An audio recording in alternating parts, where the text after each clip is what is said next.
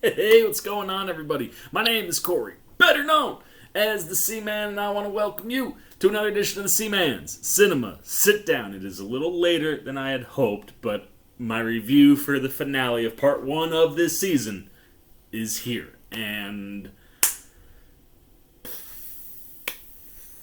I hate sometimes when I'm right, but I was so right that I was almost wrong because as nervous as I was at a disappointing ending, I don't think any scenario that populated in my head was as bad as what we got.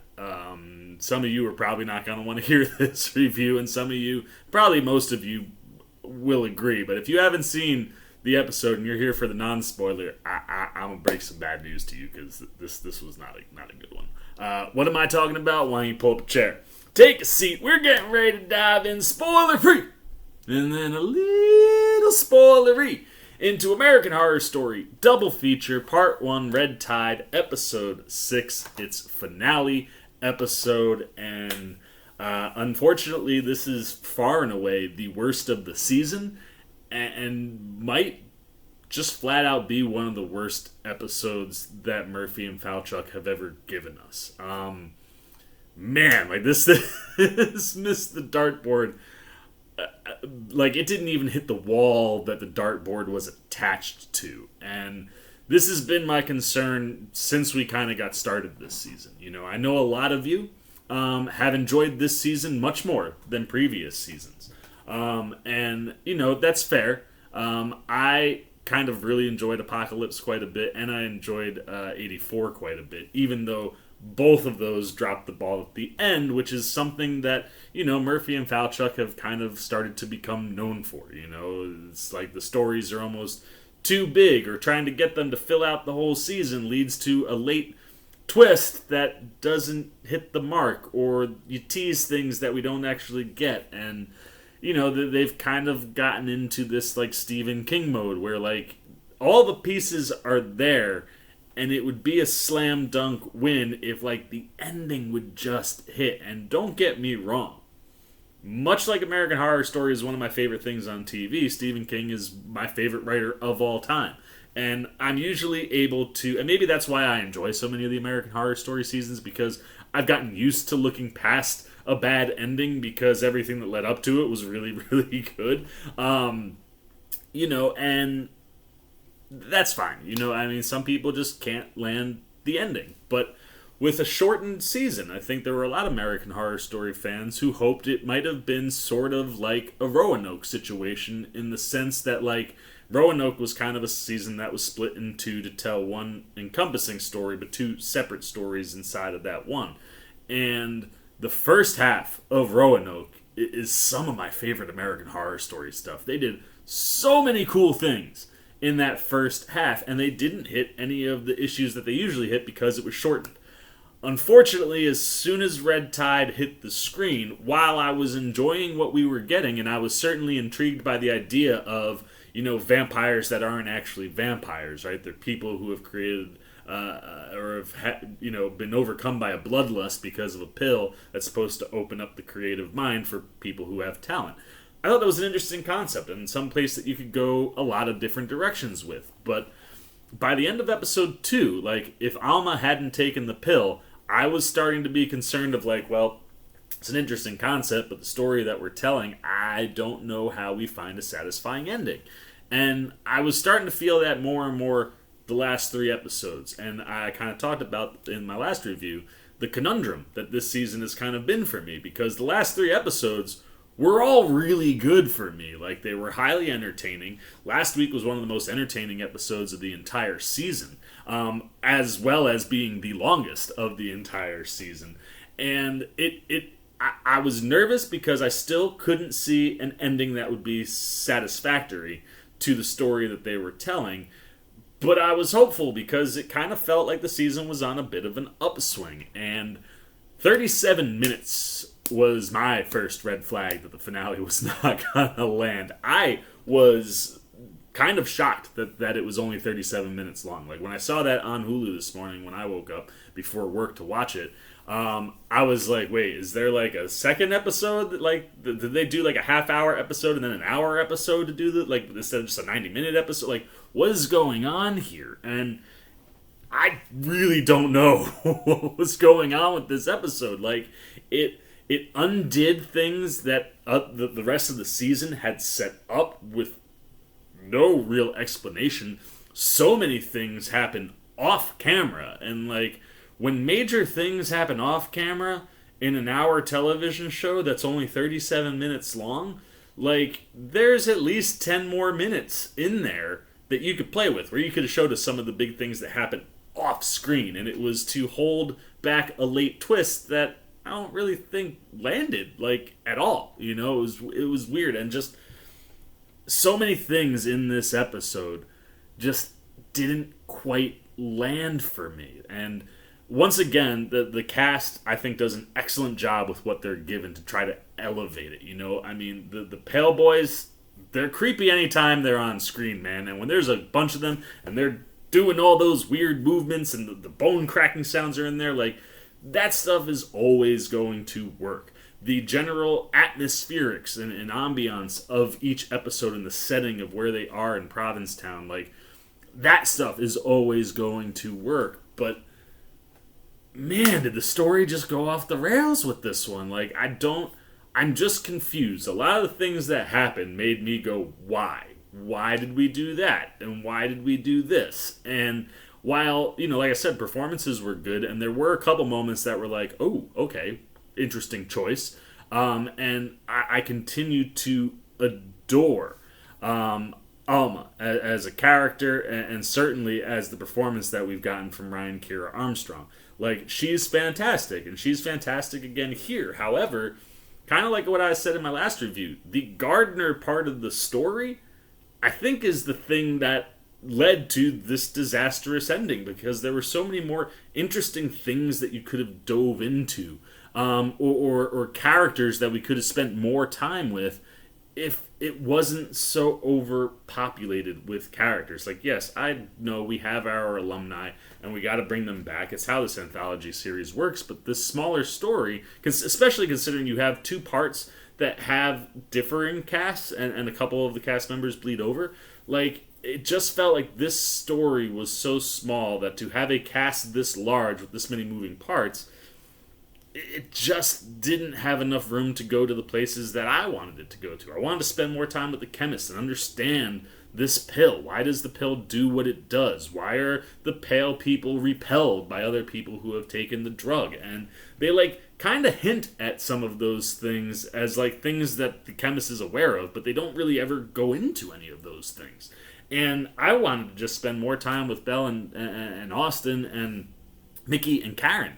And, I mean, the last two episodes featured a lot of Mickey, and the last episode in particular had a lot of Karen. And Paulson and Macaulay Culkin were just phenomenal, and they were sorely missed in this episode. And then the two people that were missing last episode, Belle and Austin, I figured we were going to get a lot of them because we're leading to this showdown, and there was not as much of them in the episode as I was hoping for. And I just, when we get to the spoiler end, you'll understand where a lot of my questions stem from, because some of the decision making by certain characters in the show just made no sense to me. And then the actual ending of the story, I mean, I know horror story gets ridiculous sometimes, but, like, gee, that just didn't hit. I mean, there was one interesting element of the finale where I was like, oh, well, that's kind of interesting, but I just, a lot of this episode, like, there were at least two sequences where I was like,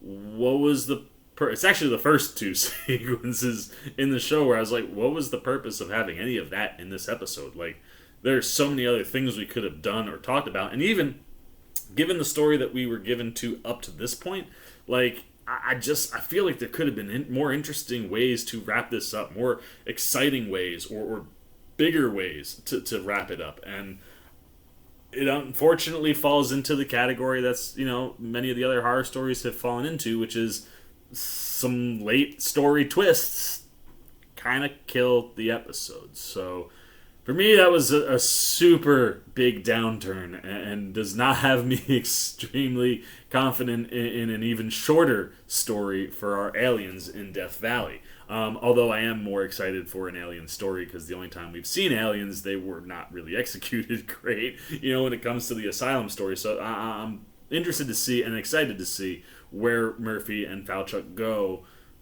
with aliens. But as far as this fake vampire story, I think there's a lot of potential for Red Tide, but ends up being a big swing and miss because of this finale episode. So before I say anything else and start spoiling why this episode was so bad, let's get a score up there. So C-Maniacs, there you are. Yeah, this one really missed the mark for me. Easily the worst episode of the season. The story it just doesn't make sense for this set. Like, there are characters that do things that just go against what we had set up with those characters all but an episode ago for some of them. But, like, things that were set up throughout the course of the season, to see some of the characters just changed made no sense. There were scenes that I don't really know why they were there. Like, there is one, the opening scene is there for a reason because of the second scene. And I question why either of them was in there. It was weird to see. And only 37 minutes. Like, it just feels like they quit. Like, they were like, okay, we've done pretty good up to this point, but much like I've been saying all season, I don't know how you find a satisfactory ending, and maybe that's what happened. Maybe they were like, I don't know how we get to a satisfying conclusion, so let's just make a conclusion that we can air at the end of this before we transition to aliens. Performances were good, but like this time the material was so bad, like it was even a struggle for, the actors to really lift it. And the actors that I personally have loved the most in this season got very little screen time, and I thought were done a massive disservice overall. Like, the way a couple of the characters are handled, I was just like, that so many cooler things you could have done to get to where you got with them. I just didn't like where they went. So this one has been pretty disappointing. And like, if the acting and the atmospherics, which are always two things I love about horror story, can't save an episode, that tells you that was really bad. So for the C-Man, I'm going 1 out of 5 C-Maniacs. And I semi-question giving it a 1. Because like I said, like the acting this time around couldn't even really elevate the material that much because it wasn't very good and there wasn't very much of it. But now that you've got my score, and you see that I really did, like, the worst score I think I've ever given on the channel since I started doing scores, 1 out of 5. We've never come close to that. You know how much the C-Man loves pretty much everything.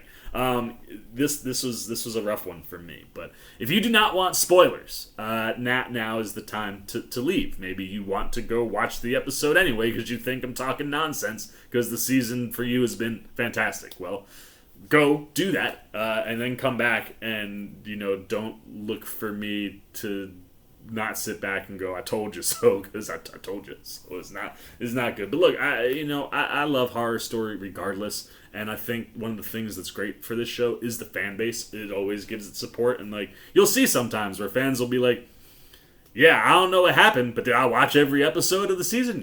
I did. So like, go out there, watch it, try to enjoy it. If somehow you do find a way to enjoy it, or you think there was enough in the season that salvaged the ending, come back and tell me, after my spoiler portion. So if you don't want spoilers, you ain't got to go home, but you got to get the heck up out of here. And before we get to my spoilers, I got to show you the couple reactions I have. There wasn't a lot to react to this episode, and unfortunately there just wasn't a lot of good things. But there were a couple one-liners that hit, a couple deliveries that were kind of good, and maybe a thing or two where I was like, interesting. So let's throw it back to the yet-to-be-disappointed American Horror Story watching C-Man. Take it away, pass C-Man! Storm a brewing, Provincetown. Karen. It's Karen's body. Oh, they just dumped her in the water. I completely forgot about her. You're not one of the 2 Irish pubs. That's called cultural appropriation, sweetheart. Second of all, you have terrible taste, and not just in your footwear. It's down, and a note. Oh, Belle stole the baby! Chicken shit, little bitch. I am digging deep in my soul-defined. Oh, snap. It worked? List, which is an unofficial database of LAPD officers with multiple race-based complaints filed against them. He's targeting the cops. That was about as disappointing as I thought it would be. People like guys. Yeah, so never good. You know, like, you get an episode like last week that goes over an hour long. I end up with almost 10 minutes of reactions. And then flip to an episode that's like not even 40 minutes long, and yeah, I got like no reactions in there. It was rough this morning, and one of the reasons I think I didn't rush right to my computer, timing wise, I overslept a little bit and then had to get right into work, but I was not in a rush to sit down to do this because I just wasn't looking forward to doing this review because the episode missed so badly. But we're here, we're in it, and we might as well finish it. So let's go top to bottom, and let me explain to you why this episode was just an utter failure. First and foremost, like I've already said, 37 minutes long. That's, I don't even understand how an hour show that has had no episode under 47 minutes, I think was the shortest, comes in a full 10 minutes under that. Like, that's nuts. And like I said, you have two sequences that take up almost a solid quarter, if not close to a half of your episode. I don't know what the real purpose was for either of them, and it's crazy. I've not seen Ryan Murphy miss this badly on a finale before, and I mean he's missed on some finales, but this one, whew. And I guess we might as well just start with where we start in the episode, and that is not with Ursula and Alma talking to the chemist. It was the first thing after the 37 minutes that started to irk me, was like, wait, the last episode set up Ursula and Alma going to talk to the chemist, and at no point through the first two commercials do we really even reference that occurred. Like, I like, for a minute I was like, did they forget that like we had characters going someplace at the end of last episode, and it ends up playing into a twist, like a surprise twist. We couldn't show you these things because, surprise! Not a good surprise either. It was weird. So instead, we start out in the harbor on a boat. And boat is, a fishing boat, and they're looking to pull something in, and you're figuring it's probably not going to be anything good. And then you can tell that it's a body. And I didn't even, like, this is another thing, like, doesn't work either. Like, I couldn't even piece together who I thought the body was going to be until it was turned over, because it was a death that we saw 3 episodes ago. Like, that it's crazy to think that, but episode 3, Alma kills the chief. 4, 5, we don't see the chief's body till 6. And that's what they find. Someone finds the body in the harbor. It doesn't look too brutally damaged, but definitely, like, it's been in the water for a while, and, the neck's got a big old hole in it. But, we find a body, and then we jump into a town meeting. And this is the scene that I'm like, I really don't understand anything that occurs in this, why any of it was necessary. It essentially is a town meeting, where people in the town can come and bring things like, hey, I want to put an addition on my building or my business, or can I change the colors of my, like siding or shingles. It's one of those things, like, the design element and look to P-Town must be so important that a dude who told us back in, episode 2 or 3, when we first saw Holden Vaughn, told us that he doesn't live here. He's only here because his dog died and he needed time to grieve away from where he normally lives. Yet he sits on the main board of the town. And, it's fun in the sense that, like, I always appreciate a good performance from Dennis O'Hare. And, you get to let him perform here. He gets to chew on the scenery. He tried real hard, I mean? He did get a couple of my laughs, but, because watching him shut some people down was funny. But you essentially have this town meeting where, like, one woman wants to change her shingles from, like, a slight slightly off-white to a slightly less off-white. Like, it's barely impossible to tell the difference. All the people on the board are just like, are you crazy? You might as well make them orange. There's no way. Denied. Another guy like wants to like expand his Irish pub, and this is where O'Hare gets to go off and have some fun, because he's like, first off, your name is Levy, and you own 2 Irish pubs. That's appropriation, baby. That was the one that got me laugh a little bit, because you don't usually see that going on. And then, like, he brought up, like, that he has a friend who lives next door who has these amazing bushes that are so much better than the plastic furniture they were bringing. And they deny him, too. And I'm like, again, I'm just sitting there going, like, I get Holden Vaughn, like, is in on the interior design and, like, some of that stuff for the town. But, like, he doesn't live here in the winter. And the next part of the scene really gets into the people that stay behind during the winter. And I was fairly certain Holden was not one of those people. But at the end of all of this, we get a state trooper that is investigating the chief's death. The chief was found in the harbor. They send the trooper down. She starts asking questions. Like, there's been a lot of murders this winter, and all of them seem to have these gaping, torn out, like, necks. And the chief also matches this description. So, like, clearly something is going on in the town. And, like, before she can even get to, I guess, whatever it was that she was going to do, everybody on the board starts shutting her down. And this is one of those things that early on in the first episode, like, you kind of got some explanation to the sense that, like, oh, the people in town know what's going on, but they let it be because you don't want to turn people away that would come out there in the summer. And then we literally have that discussion with the police chief. Like, they get to a point where, like, the chief's pushing so hard, and it's like, you don't understand, chief. Like, we thrive in the summer. Nothing happens up here in the winter. So some people died. Nobody really is going to miss. Kind of turn a blind eye, because if you go investigating and meddling, maybe that story makes it to the Boston Globe. Maybe it gets all the way down to the Times, and, like, then people know and they start going to other places. And Holden, like, mentioned, I don't remember which one he mentions, but he mentions one that's like a knock. I think he goes, or God forbid, the Hamptons. Like, Dennis O'Hare really tried this episode, but this whole sequence makes no sense, especially because police never come back into it. The investigation has no warrant. Now, they do technically address it at the end, but, like, I just sat there and I was like, we just wasted 7 minutes in a 37-minute episode. So now we only got 30 minutes left of story to tell. Where do we go next? Well, I tell you, it's still nothing good, because when we come back from the opening credits, Holden is now at the Chemist's with Belle and Austin, and he's just laying into everybody. He's like, you friggin' idiots. Like, we let you do your thing, man. Like, you produce great content. It gives people, like, a reason to come here in the winter. Like, we get artists, and that's great. And then, we thrive all summer, and things have been working well. But, like, now you're killing the police chief? Like, what are you doing?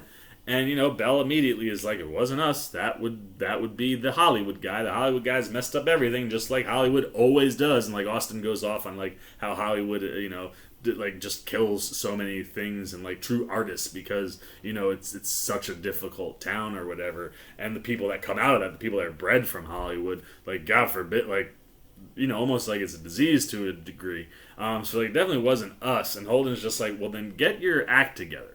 And, like, again, the opening sequence only matters for this scene. And this scene really doesn't do very much, And Holden basically just holds them all accountable. Like, well, then go clean up your mess. Because if you don't, we're going to kick you out of here, man. Because we're not trying to, like, mess with how we do things. And it's one of the other things, too, where it's like, you kind of had those moments early in the season where it was like, oh, like, you can tell the people in town know something. And then there was all those red lights, which we ended up finding out one of which was at Belle's house. And all I could think of is maybe those red lights were, like, warning indicators of, like, hey, this is where the people who take black pills are. But, like, just something that never got any explanation. And again, this is a question that's lingering, something that we never came back around to after showing it the first episode, and outside of Belle's house. In a 37-minute episode, you couldn't fit some time in there to tell me why people have red light bulbs on their house? Like, I mean, not that it's a big thing, but it's just like, some of the stuff that was put in just completely falls away this episode, and just, it made me scratch my head. But from there, we jump over to the people that they're talking about, the gardeners. And Harry's kind of having a little meeting with Alma and Ursula where he's like, look, I'm working on something really, really big. Once I finish that, I've got enough material for about 5 years worth of content. So we are going to stop taking the black pills. Why? Where did this come from? I talked about how I think deep down last week, like one of the things I thought was impressive with Whitrock's performance when he dismisses Rabe and kind of just sends her on her way, is that this guy has been someone who just wants to be a family man, you know? Like, yes, he chose, at one point he even has an argument with Alma, or with Doris, where he's like, I chose to be a family man over my career so many times. Like, now that I'm finally in the career mode, I want to focus on that. And that's the beginning of the building of this character kind of becoming something different. And to watch a guy who was such a hardcore family man at heart just flip to where he's like, sorry, Doris, this might be better for you. Now you're not going to see, like, beautiful women on my arms and see all the success after I left you anyway. Like, this is better for everybody. That was, like, heartbreaking and so well done. And now we just flash forward an episode later, and we haven't even seen Harry do anything this episode. And he just starts right out the gate with, we're going to stop taking the pill. Like, Alma, I believe in you. You are so talented. You're more talented than most kids your age and most people that I know. You don't need the pill. Like, you know what it feels like now. You just work at it, and you can get anything that you want in life. And it's like Harry goes back to, like, the guy he was in the early episodes when Alma first took the pill, and he was like, this isn't what we need to do. Like, why did we have him react the way he reacted to Doris last week if he was just going to revert back to the guy that he was most of the season? Like, it seemed like his arc was finally getting to a place where it's like, okay, now you can blow the top off this thing. Him and Alma can just, like, I don't know, man, maybe you get, like, a montage of, like, the coming years, you know? You see, like, the next 10 years of their life, and they're just in all this dough, and, like, you fast forward where Alma's, like, a teenager now, and that's where the story goes. Like, you could have gone so many places with that setup, and then just to erase it made absolutely no sense to me. But nevertheless, you know, Alma obviously is against it. She's like, that's ridiculous. Almost asking like we were asking. Like, we just went through all the things we went through, so we keep taking the pill. Why are we going to stop now? But naturally, you know, Harry being Harry, he kind of convinces Alma, and it's funny because, like, right toward the end of that scene, she gives Ursula a look where I was like, ooh, man, like, you just told Ursula, like, yeah, screw Daddy, we gonna eat him too. And I mean, you saw, I even said that in my reaction, where, like, they painted the picture of what was going to happen to Harry, where that didn't even create a shock. And that's something that probably should have been a little more shocking, but it was early, like, telegraphed so early in the episode. And it just didn't make sense for the character to do that. But nevertheless, they all decide to, like, kind of go along with it, and we jump to the next day, coming, I think, out of a commercial, where Harry, you know, plops down all these bags on the kitchen table, and Alma starts taking them out, and it's all these different vitamins, and Ursula's and Alma are like, you think vitamins are going to replace what the pill does? And he's like, look, I'm just trying to help Alma, like, wean off of this thing, you know, like, the vitamins aren't going to hurt anybody. And like, you're just sitting there, and I just, like, couldn't help but I was just so confused during this whole stretch. And then you get to a point where, like, they're having all this conversation, and then Harry's like, where's the baby? And, like, he goes upstairs, and there is no baby in the bassinet, just a letter. And that letter is, of course, from Belle requesting his and Alma's presence at her residence, I think like midnight or something like that, and they're to come alone. And if they don't come together and alone, like, she's going to kill the baby, but for right now, the baby is safe. She just needs them to come.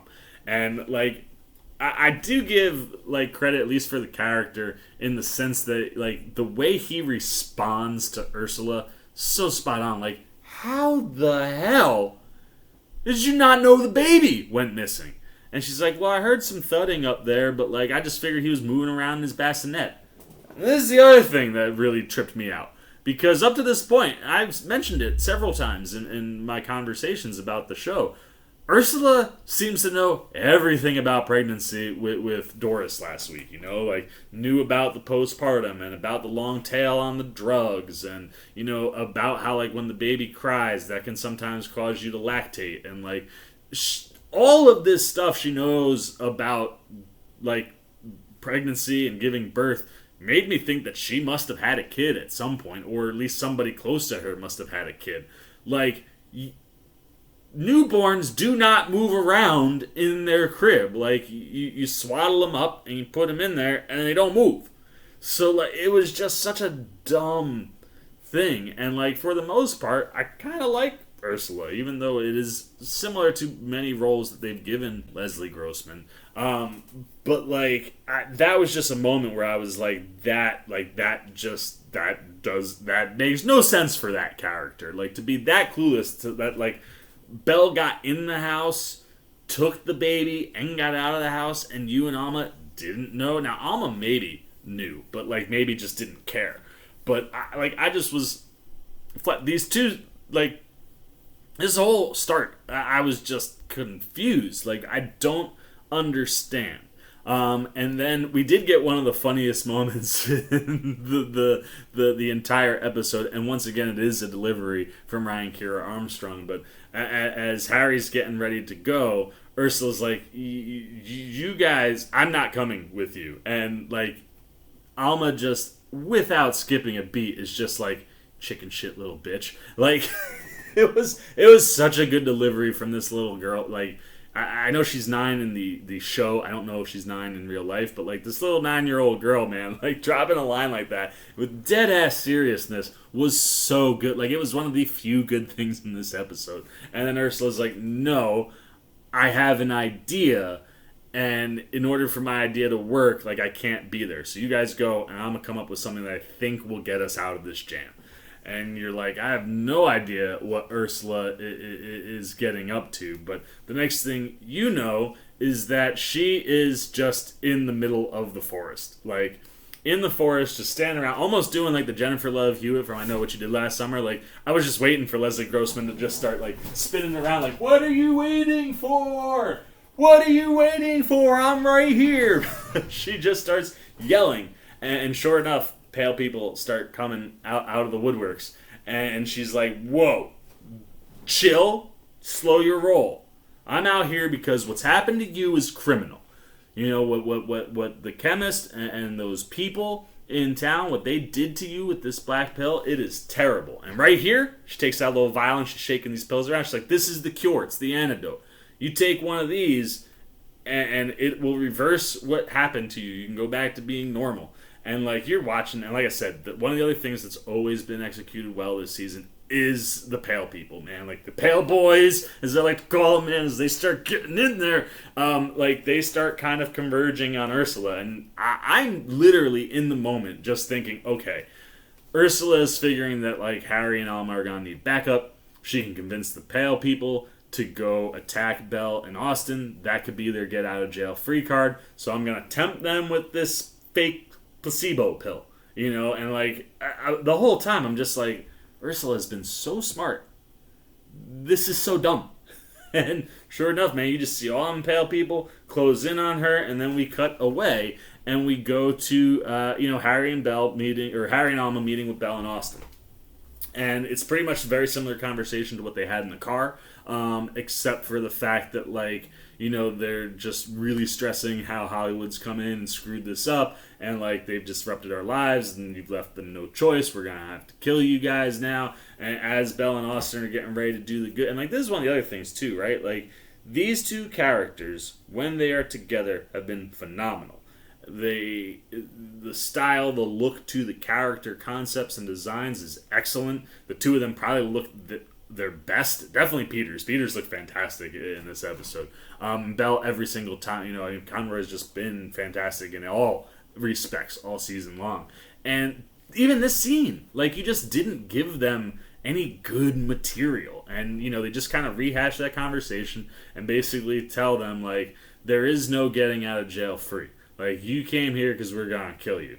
And then all of a sudden, pale people start crashing through the windows and the doors. And you're like, oh, shoot. Like, I guess Ursula's plan with the little placebo pills worked. And the next thing you know, like, and exactly what I figured would happen. Like, even if the pale boys showed up, they're not going to be able to mess with Belle. And Belle takes out, like, 2 of them real quick. And I'm like, all right, here we go. Like, maybe now we're getting a little interesting.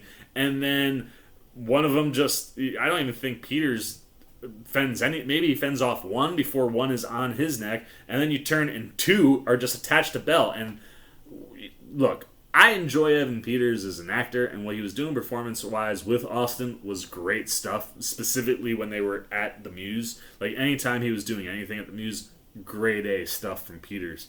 But, like, you know, his character gets dispatched that way. I'd be a little disappointed because it's Peters, but as far as a character goes, like, alright, understandable.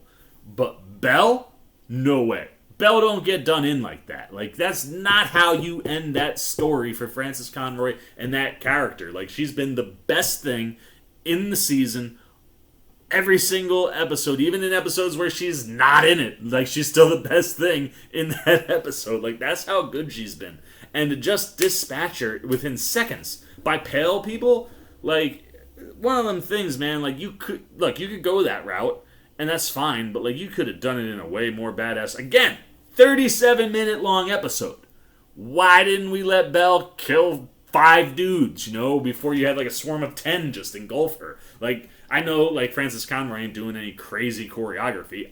I get that. But, like, that character and what she's become, specifically in P-Town, like, it just felt like a super disappointing way to end that. And, like, I figured if Belle was gonna go down, it was gonna be at the hands of Harry, or maybe Alma.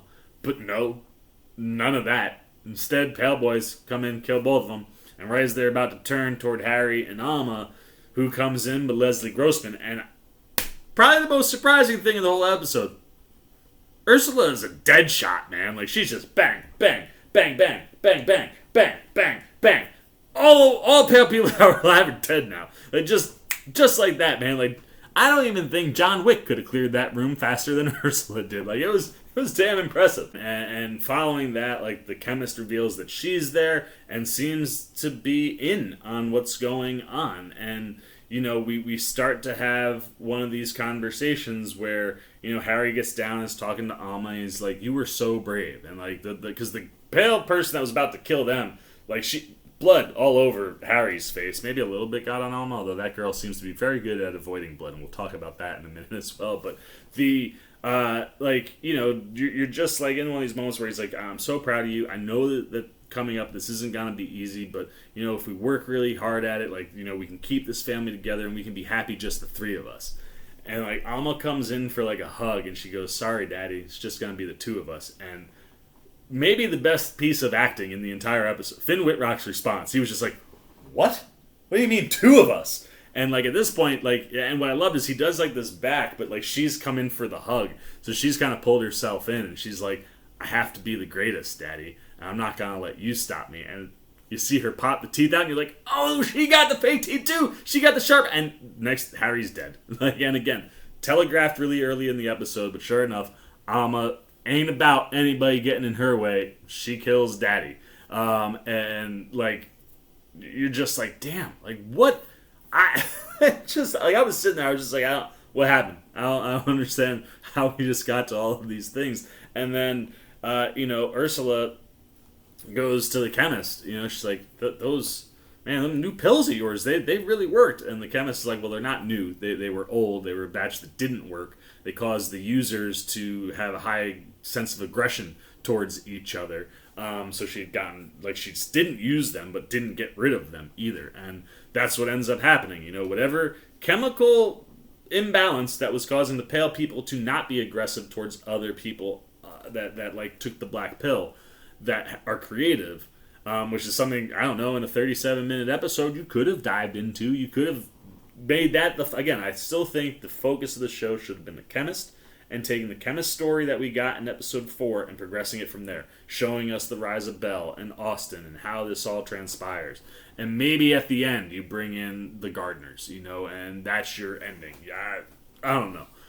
But, you know, we pretty much end up, you know, where she, you know, Ursula is saying, or the chemist is saying to Ursula, like, yeah, it was a bad batch, and it just, you know, did exactly what we needed it to do this time. Like, it made them aggressive toward the pale people. And she's like, well, no wonder, like, you know, they didn't come after me after I gave them the pill, because the aggression was no longer towards regular people. But again, just one of those things, it's like, why didn't we just spend the time to go in there and dive into it? And the chemist, asks Ursula, so you really think this plan of yours, pinning this all on him, is gonna work? And she's like, yeah, a writer who locks himself away up in the Cape, goes a little stir crazy and goes on a killing rampage. I could sell that.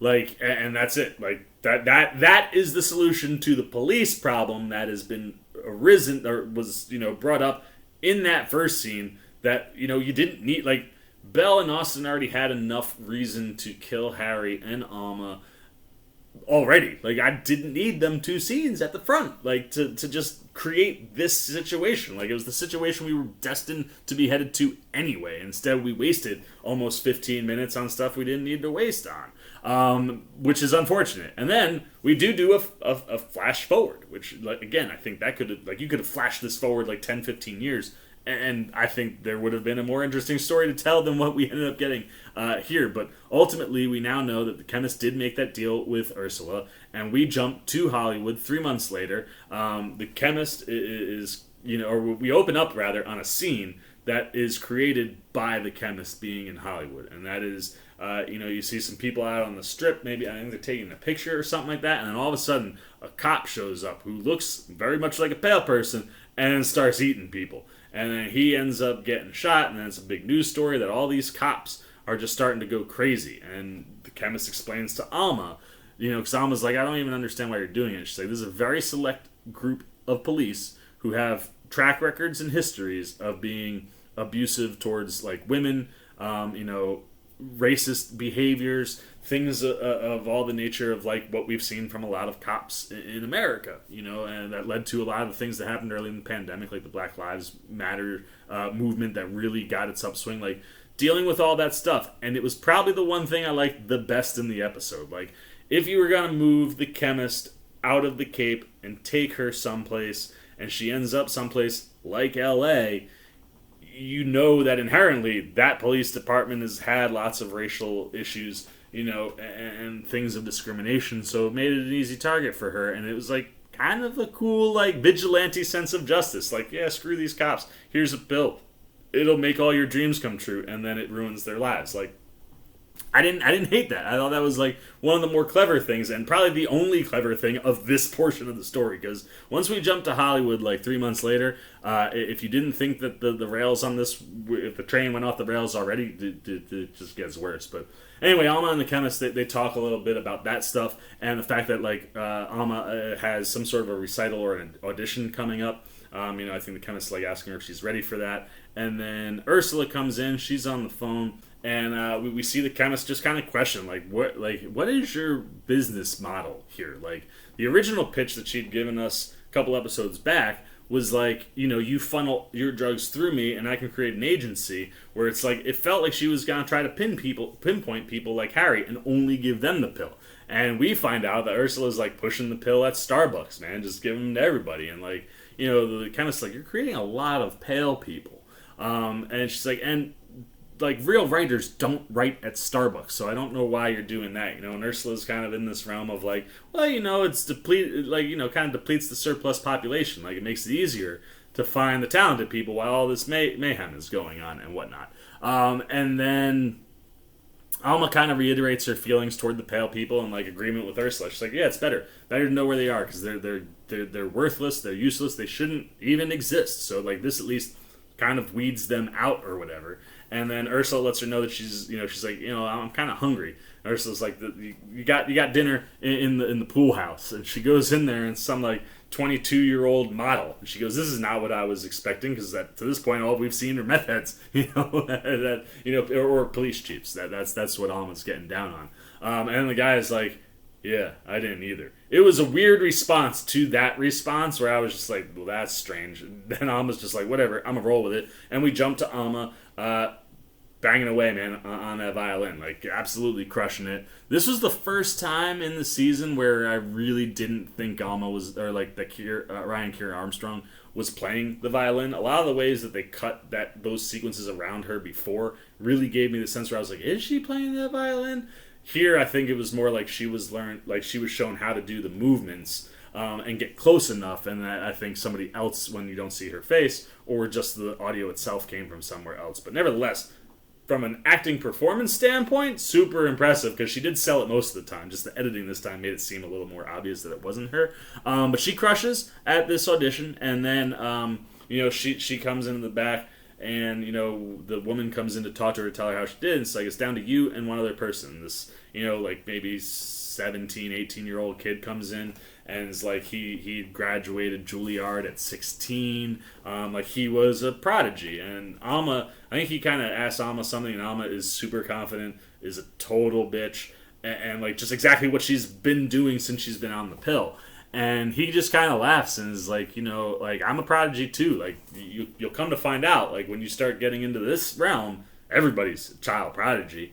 And the fact of the matter is that's going to be a hindrance toward you, because if they put you in first chair at the Philharmonic, then that's all of a sudden going to lead to, like, stories on, like, the Today Show, or and Good Morning America, and it's going to create this sensation around you that will be detrimental to the overall orchestra, right? Like, people will be pissed if you're not sitting in first chair. Whereas, like the vibe I get, not being someone that's in this recital musical realm, seems like there are a couple, like a first chair and a second chair, and like the second chair will get the first chair opportunities sometimes. Like, if that happened with Alma, people would be really pissed. So, like, it's just not going to happen, because she essentially is like a sideshow freak at a carnival. And all of this, just on Kira Armstrong's face, you can tell she is not happy. And the next time you see that kid, he's being found dead in a hallway with his neck ripped out. And yet, somehow, this little 9-year-old girl has no blood on her clothes. She's just sitting in that waiting room with the biggest smile and like the most satisfact. She's the only satisfied person at the end of for the finale of this show. She looked so pleased with herself that I did kind of love that stuff. And it's one of those, I did think Alma being on the pill was the most interesting angle when it was introduced at the end of episode 2, and gave me hope that we might go someplace cool. And I feel like we could have done something. I don't know what, but I feel like you could have done something cooler with Alma than what we got in this episode. But I gotta say, I mean, all season, Ryan Kira Armstrong, super impressive. Like, every once in a while, you see a kid actor where you're like, I gotta keep my eye on that kid, because they're gonna come up and they're gonna be in things. Ryan Kira Armstrong is one of those people very much that popped for me in this, the way like an Emma Watson popped as Hermione Granger, or a Hayden Panettiere popped in Remember the Titans? Like, you could tell there was a special quality in Ryan Kira Armstrong, and I promise you that's a name that we should keep our eyes on, because I think this little girl, without a black pill, is very, very, very talented. But nevertheless, we go from that whole bit to Ursula being brought on as like a guest speaker during a lecture, and she gets right into the how hard you guys work and how tough this town is. She's like, but go underneath your chairs, I have a present for all of you. And everyone takes out like these little plastic, like they've got like plastic sealable like samples of the pill. It is crazy how much they must be producing. Like, I would have liked to have seen the chemist lab. Because there was, there wasn't time to go show us the lab in Hollywood. I digress. So she's like, look, everything you need is right here in this little pill. And the guy's like, are you giving them stimulants? And this was also one of the more enjoyable moments of this episode, because Leslie Grossman just shreds this dude. Like, what did you? You wrote one thing back in the 80s that was semi-good. Like, what have you done? You have no business talking. Like, get out of here, you turd. Like, she doesn't say that, but like that is basically where she gets. And sure enough, the way that she finishes and just the way she's pitching, all these kids pop them pills. We go outside and we get a VO from Ursula as she kind of explains what the entire season is. Like, literally, this VO just wraps up and tells the audience directly what it was that Murphy and Falchuk were trying to get across this season, which, to be completely honest with you, was very apparent all season, right? It's the idea of how far would you go, and the fact that talented people are willing, and like the people who reach the peaks, like there are lots of talented people, but a lot of people aren't willing to do the sacrifice and what it takes to be the best. And the reason that the people who are at the top is because they push through that pain and they're willing to do whatever it takes. And then we jump to seeing, while all this is going on, Ursula like gets out, or I guess no, we don't even. I think maybe we follow. I think we just come outside, and it, honest to God, looks like a zombie apocalypse. Like, there are just pale people everywhere jumping on people. There are fires. There's smoke in the city. And that's what's going on as Ursula's talking. And then we kind of zoom into a car where the chemist and the baby is there. And the chemist is just like, don't you worry, little guy. Like, we're going to get out of here. We'll go to a new place, a quieter place. We'll open up another shop. We'll make a new pill. Maybe one that makes you and me live forever. And there have been rumors that maybe the chemist started her research in Death Valley. Now, having seen the cast list, knowing that the Eisenhowers are involved, that story is clearly taking place in the past. The only way the chemist could be in this series in the past is if she's already made that pill. So I'll be interested to see if those theories panned out. I originally was kind of like, well, that's an intriguing place to go. Like, the chemist, if that's how you tie into the alien story. And I think one of the actors did say how the two parts will tie together, but I didn't read that because I didn't want any spoilers. But I was kind of, when my buddy had told me like that rumor, I was like, that actually would be kind of cool. Like, that could be a cool way to get out of all of this. And like the way that she's getting up and leaving, like, it could be, but the alien, it's in the past, and unless she's already made the pill and that's what she's hinting at, like, you know, why you would just continue to create something that creates killers when you could just like give people a pill that makes them live forever. I feel pretty confident that she didn't invent that. But as her and the baby drive off, we go back to Ursula, who just kind of wraps everything up, going, yeah, you know, like, there are lots of people who aren't willing to fight that hard, and all we're doing, we're just leveling the playing field, baby. Like, we're taking out all of the talentless people and letting the talented see what the real landscape looks like. And that's the end of Red Tide. It was bad. It was really, really bad. Like, I expected so, like, I had such low expectations for this one that, like, I genuinely expected to at least, you know, be like, I figured at worst it would be a little disappointing, but I was starting to be hopeful, man, because the more I was thinking about the last 3 episodes, and particularly last week, like, there was really good stuff, and yeah, it didn't feel like there was any way you could get to a satisfying ending, but like, we've watched these guys be in the ballpark, and like, the miss is just a little bit more disappointing. Here, I tell you what, I would take a miss that was in the ballpark over this, because this was not in the ballpark or the state or the same country as the ballpark. It's honestly one of my least favorite American Horror Story episodes, maybe of all time, and it felt like they wrote themselves into a corner, and I didn't know what to do. And they were just like, screw it. How do we get out of this the quickest way that we can and get on to the next thing? So it's one of those rare instances where I'm like, this season maybe would have been better had it been a full, like, 10 episodes. You know, we might have had the downfall in the back half like we usually do, but I don't think anything in a 10-episode season would have added up to being as bad as this episode was. So, that was not how I wanted.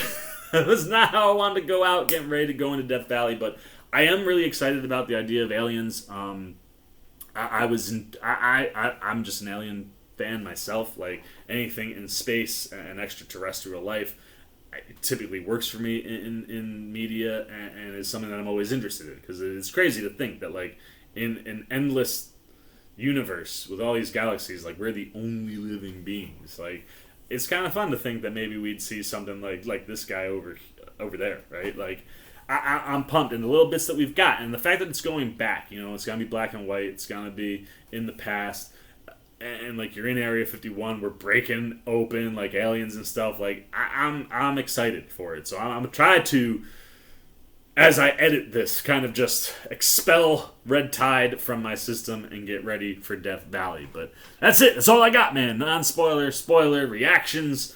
We've reached the end of Red Tide, and unfortunately it was one of the most disappointing endings for any of the stories that we've gotten from American Horror Story for me. But now I want to know about you. How disappointed were you in this episode? How much did this hurt this story for you? How did you feel about Red Tide up until this episode? Like I said, it's been a bit of a conundrum for me because right from the get-go, pretty early on, I didn't see a positive ending coming. But, like, the last 3 episodes, like, they were feeling like they were hitting the groove. So if that caught you off guard, if you were disappointed, let me know that. If you enjoyed the episode, I for sure need to hear from you guys. Like, you got to explain to me, why was this episode worth anybody's time or money? Like, I just don't. It was so bad. So whatever you got, man, good, bad, I don't think we're gonna have a lot of indifferent, but indifferent, if you got it, anything about American Horror Story Double Feature Part 1, Red Tide, Episode 6, and Red Tide as a whole, down below in the comments section. I almost take out things behind me. I look forward to talking to you guys down there and not knocking things off of my my DVD cases. Oh man, that's where I'm at because of this American Horror Story season so far. Oh man, but yeah, hit those comments. If somehow you like this train wreck of a video, please give me a thumbs up and let me know it wasn't as bad of a train wreck as the end of American Horror Story Red Tide. And lastly, if you're new here, maybe you've come by the channel a couple times, but you haven't felt the need to show a little love or support, and today you're feeling that. You're like, you know what? This C-Man, he's doing something right. I want to be here for when he talks about Death Valley, or my What If coverage, or just anything around movies, TV, trailer, reactions. You're digging it, you want to show some love and support? Super easy. Just jump right over there, man. Come join C-Maniac Nation by hitting that subscribe button. Hit that little bell if you want those alerts. And until next time, for the C-Man's Cinema Sit Down, I've been the C-Man. I'm signing off. Peace. Oh, hey, what's going on? You must be sticking around because you're looking for more content featuring this guy. Well, guess what? You're in the right place. You can check out more videos right here and right here. And if you have and you want to come join that C-Maniac Nation, you can hit that subscribe right over there.